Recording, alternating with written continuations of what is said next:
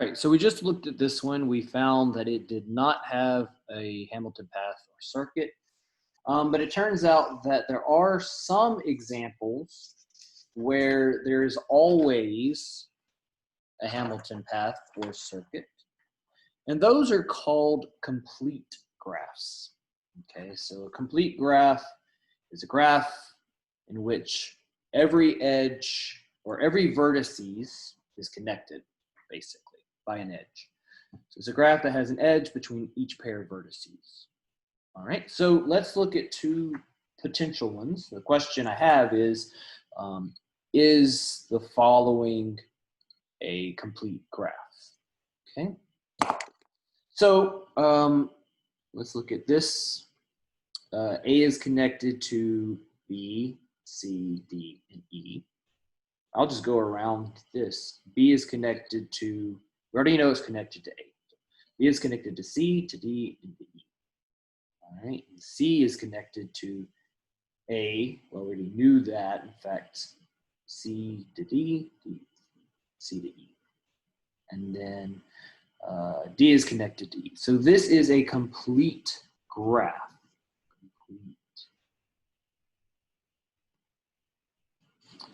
If we look at the second one, A goes to B. Now, even though there is a pathway from A to C, since there is not a A to C, it's not complete. In fact, this is maybe the more obvious one here. A and D is not connected. So this is not complete. So it's easy to kind of understand. All right, so here's what we want to do. I'm going to take one of the one that was complete here. I'm going to cover it up so we can't see it. Let's see. All right, so we're only looking at this one right now. The question is, how many Hamilton circuits exist for the following complete graph if we begin at vertex A?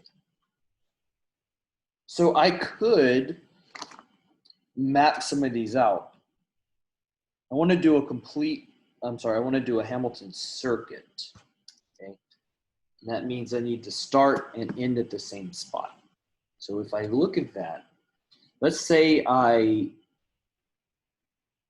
let's do this. Let's go from A to B. And then I can jump over here to E. And then I got to go to either C or D. If I'm creative and I jump over here to C and then D, and I have to end up at A. So that's one possible Hamilton circuit. The question is, how many are there if we start at A? Well, I would need to redraw my picture, or I would need 24 different highlighters. It'd be hard to see it. And the reason why is it's kind of a good number. But let me show you how we can figure this out. So this is what I'm going to do. I got, to make a circuit, what we just did here, by the way, this was A to B to E to C to D back to A. So I have, looks like 6, I guess I could call them stops, but they're really not since I'm starting here. But I'm going to draw some blanks. Okay, it's going to look like my blank problem. I don't really need the parentheses. 1, 2, 3, 5, 6 to represent those. So if we start at vertex A, this has to be vertex A. I only have one choice. Okay. Now, from vertex A, I could go to B, to C, to D, or to E. That's 4 choices. Okay, we'll call that our first stop. Okay, I went to B. Now from B, I can't go back to where I started, but I could go to C, to D, or to E. So I have 3 choices for my second stop. You probably see what's going to happen. Then I went to E. I could either go, I can't go back to A, I can't go to B. I can either go to C or D. So I have 2 choices. Third stop. And then I went to C. Well, once I get to there, I can't go back to B or A or E. I have to go to D. So that's my 4th stop. And then if it's a circuit, it has to end where I start. So 4 times 3 times 2 times 1, if I multiply those together, I'll remove my commas. That was to kind of look like a circuit. But 4 times 3 times 2 times 1 times 1 times 1 is 4 factorial, which is 24. All right.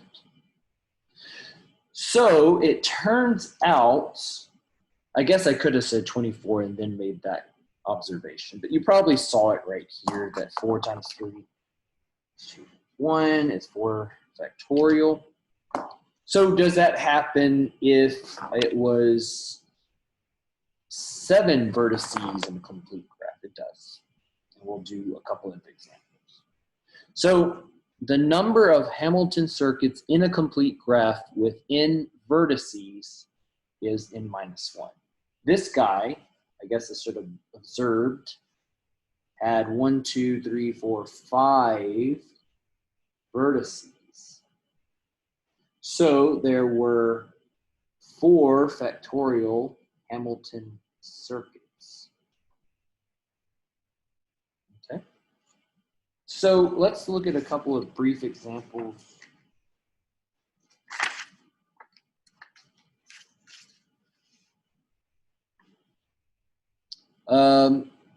Knowing that it's as simple as n minus 1, then let's find the number of Hamilton circuits in a complete graph with 7 vertices. Okay, 7 vertices.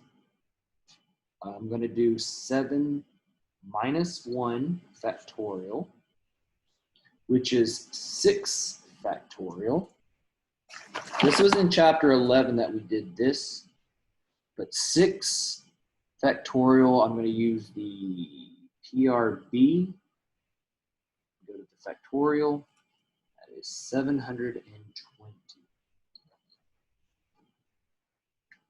Let's see what happens if I do 12 vertices. Well, 12 vertices, 12 minus 1 factorial, which is equal to 11 factorial.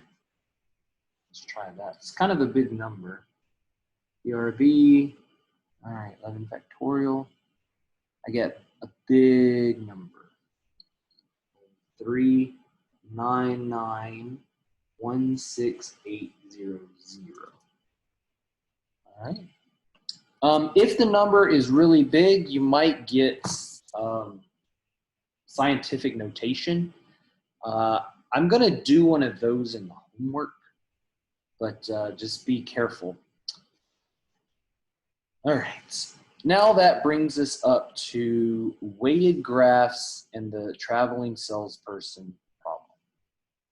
Okay, so basically I could take the graph that I had, this complete graph that I have, and we could put some numbers next to them. In fact, I'm going to do that on the next page, or on one of these pages. And I'll show you what I'm talking about. But basically, if I had, I'll just do it real quick, actually. I'll do a simple example. So if I take a complete graph, this is going to be a complete graph. It is very simple. This is A, B, C, D. A is connected to B, C, and D. B is connected to B, C, and D. Or, sorry, to C and D and A, C. Okay, so this is complete. What we mean by weighted is I might have some numbers on each of these edges for 17. I'm just making these up. 1. These could be distances, they could be times, they could be prices. So then we still have the diagonals. There is not a vertices here in the middle. So you might just see the number close to one of them. I don't know, 41. Okay, that's hard to see. I'll put it right here. I'm just making up numbers just to show you what the weights look like. All right, so a graph whose edges have numbers attached to them is called a weighted graph. This is a weighted graph. These numbers, which are attached, meaning next to, near it, are called the weights. So these are going to be some type of number. That's what I mean by quantitative. So that's time, distance. It could be the cost of something. We might be looking for the minimum cost. So we have a couple of ways we can find the minimum weights, some of the weights. Okay? And that's what this traveling salesperson problem is we want to find the, like if I started at A, I want to find the minimum sum of these numbers in a Hamilton circuit. Okay, and I'm going to do an example. I'm going to use the previous example with the 5 vertices in a second. So we have 2 ways we can do that.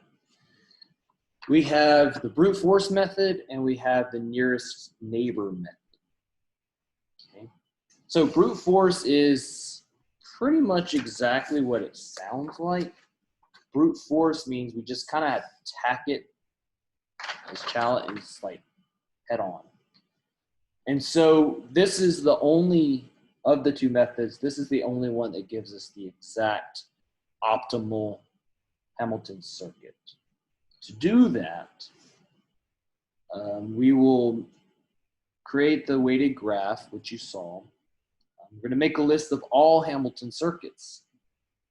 Now for the graph with 5 vertices that had 24 Hamilton circuits. The one that we just drew that had 4 vertices only had 12. But imagine if you had that previous example here with 12 vertices. That means that there would be, what is that number? It's a big 39 million different Hamilton circuits we would have to manually draw out. Well, that doesn't make any sense. That is not very efficient. And the only way we could do that is with the calculator, with the computer. So while the brute force method gives us the optimal Hamilton circuits, or the cheapest or the minimum, then it's not the most efficient if the vertices get large. So the next choice we have is called the nearest neighbor method, which briefly we just take our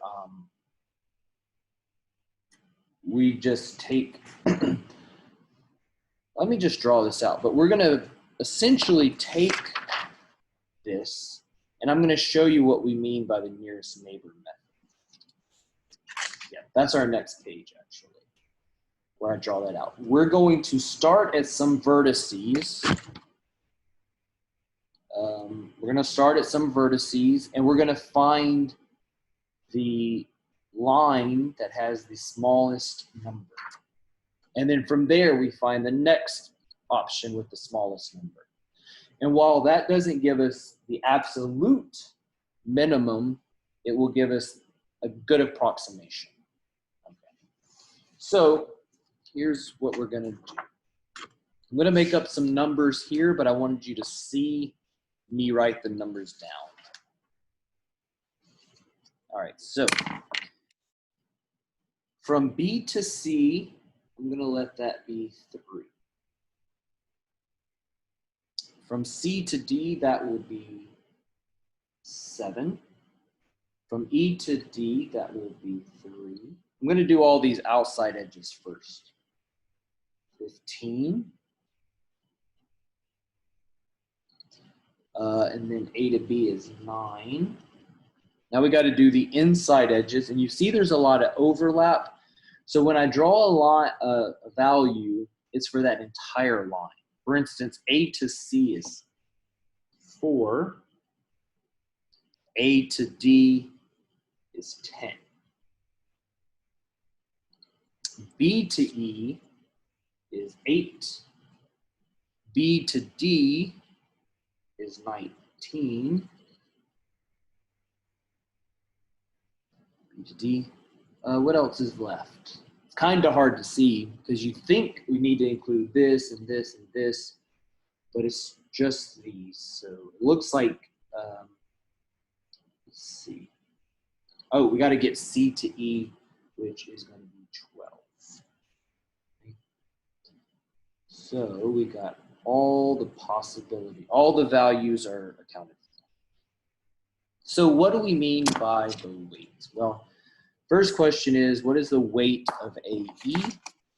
Okay, so I look at AE, the edge AE, that is this number, which is 15.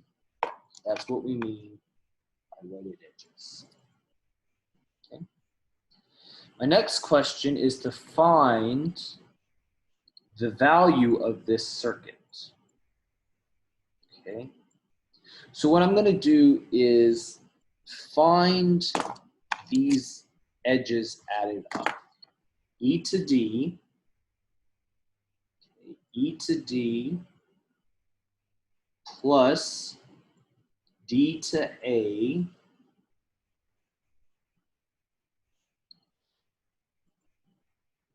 plus, so you don't have to write all of this out, but that's how I want to show you. E to D, D to A to B, B to C, C to E. Okay. E to D, D to A to B, B to C, C to E. Okay. And then underneath, I'll put the value of each of those edges. So E to D is 3. D to A is 10. A to B is 9. B to C is 3. And then C to E is 12. Okay. So 3 plus 10 plus 9, 3 plus 10 plus 9 plus 3 is 12 is 37.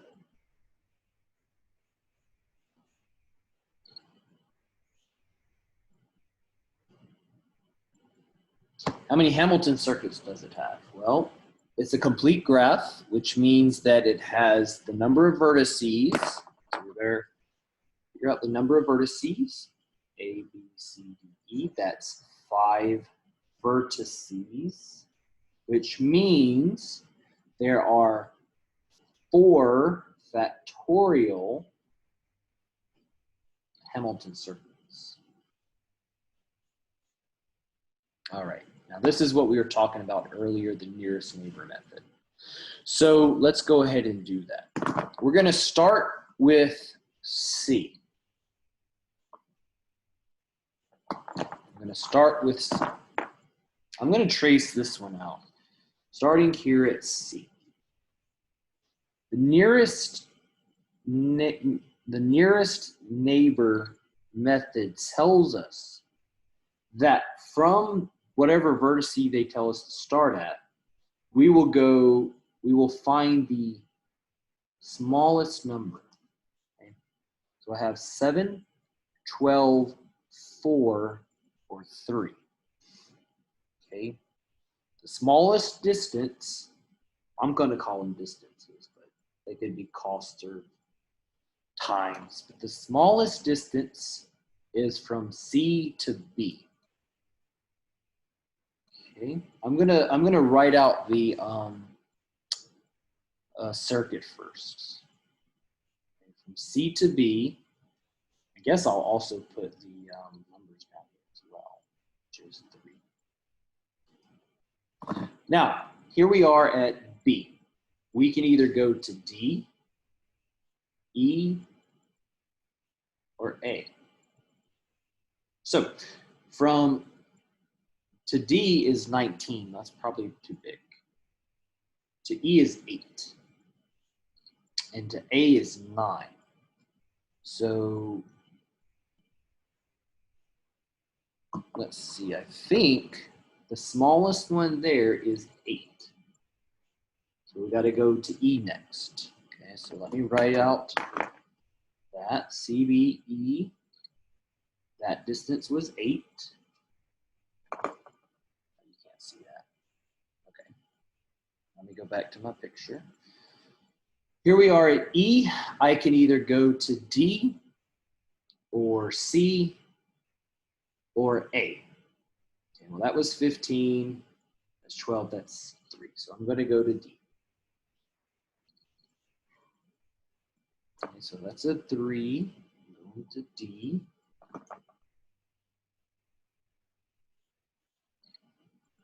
Now I'm running out of options for where to go. At this point, I can either go to C or B or A. Okay, so that's 7 versus 19. I don't want to do that. Or 10. I think we're going to go.